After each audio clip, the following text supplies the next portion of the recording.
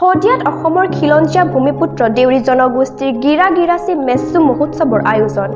ৰাজ্যৰ অন্যতম এটা ভূমিপুত্ৰ জনগোষ্ঠী দেউৰীসকল আৰু এই দেউৰীসকলৰ এটা অন্যতম সাংস্কৃতিক জাতীয় মহোৎসৱ গিৰা গিৰাচী মেচু। দেউৰীসকলে উদযাপন কৰি অহা এই মহোৎসৱ তিনিদিনীয়া বিস্তৃত কাৰ্যসূচীৰে শদিয়াত অনুষ্ঠিত কৰিবলৈ প্ৰস্তুত আৰম্ভ কৰিছে। শদিয়াত দেউৰীসকলৰ গিৰা গিৰাচী মেচু 2023 বৰ্ষ অহা 14 মাৰ্চ তাৰিখৰ পৰা 16 মাৰ্চ তাৰিখলৈ তিনিদিনীয়া কাৰ্যসূচীৰে শদিয়াৰ বুঢ়াবুঢ়ী দেউৰী গাঁৱত উদযাপন কৰিবলৈ আয়োজন চলাইছে।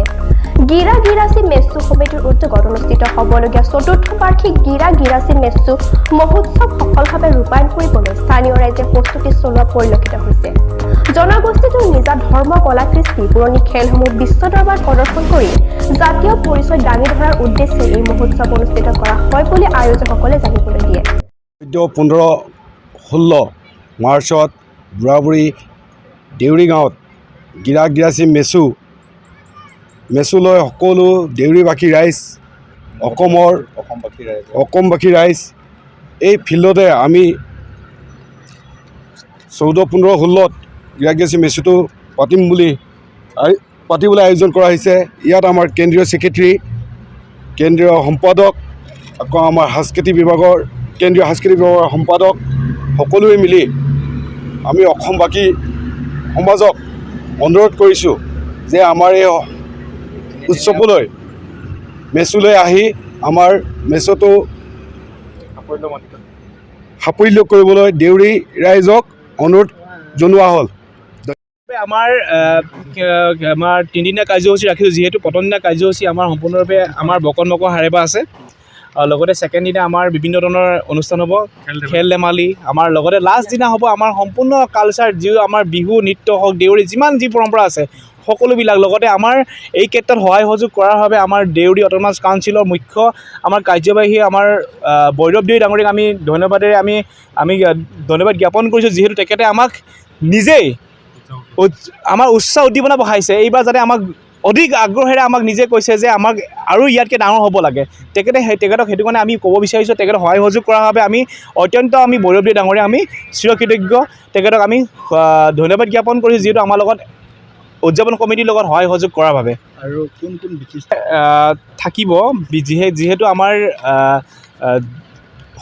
মুখ্য অতিথি আমাৰ বলিন চেতিয়া থাকিব, আমাৰ শদিয়াৰ সন্মানীয় বিধায়ক, লগতে আমাৰ দেউৰী অট'নমাছ কাউন্সিলৰ আমাৰ মুখ্য কাৰ্যবাহী সদস্য, লগতে আমাৰ ডেপুটেচি সকলো সদস্য, লগতে EMৰ পৰা ধৰি পিনি 22টা সমষ্টিৰ সকলো সদস্য আহিব, লগতে এক্সিকিউটিভ মেম্বাৰ হওক, লগতে আমাৰ CEM হওক, লগতে চেয়াৰমেন হওক, সকলো আহি আমাৰ ইয়াত সহায় সহযোগ কৰিব। লগতে আমাৰ গণ্যমান্য শিক্ষাগুৰুসকল আহিব, যিহেতু ইয়াৰ শদিয়াবাসীৰ যিমান আমাৰ চৰকাৰী বিভাগীয় ভাৱত আছে সকলো আমি নিমন্ত্ৰণ জনাব। আমি সমাজসেৱক আছে আৰু সমগ্ৰ দেউৰী জনগোষ্ঠীয় সংগঠনসমূহক আমি ইয়াতে নিমন্ত্ৰণ জনাইছোঁ।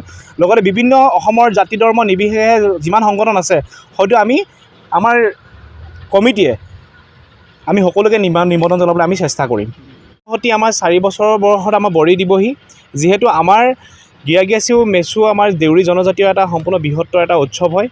আৰু এইটো আমাৰ 14-15-16 মাৰ্চত আমি তিনিদিনীয়া কাৰ্যসূচীৰে আমি বুঢ়াবুঢ়ী হালত আজি পবিত্ৰ মজিয়াৰ পৰাই আমি সমগ্ৰ অসমবাসী ৰাইজক আমি বিনম্ৰতাৰে অনুৰোধ জনাইছোঁ, যিহেতু আপোনালোকে আহক শদিয়া বুঢ়াবুঢ়ী দেউৰী গাঁৱত, যিটো আমি তিনিদিনীয়া কাৰ্যসূচীৰে আমি দেউৰী ৰীতি নীতি পৰম্পৰা সাংস্কৃতিক লগতে বিভিন্ন ধৰণৰ খেল ধেমালি আমি গোটেই আমাৰ দেউৰী যিমান আমাৰ ৰীতি নীতি আছে সকলোবিলাক পুৰণি ৰীতি নীতি হেৰাই যোৱাত গৰ্বত আমি যে বিলীন হ'ব বিচাৰিছে, সেইবিলাক আমি পুনৰবাৰ আমি জীৱিত কৰিব ৰাইজৰ লগতে আমি বিশ্ব দৰবাৰত আমাৰ দেউৰী সমাজৰ ৰীতি নীতিবিলাক দেখুৱাবৰ কাৰণে আমি চেষ্টা চলাম।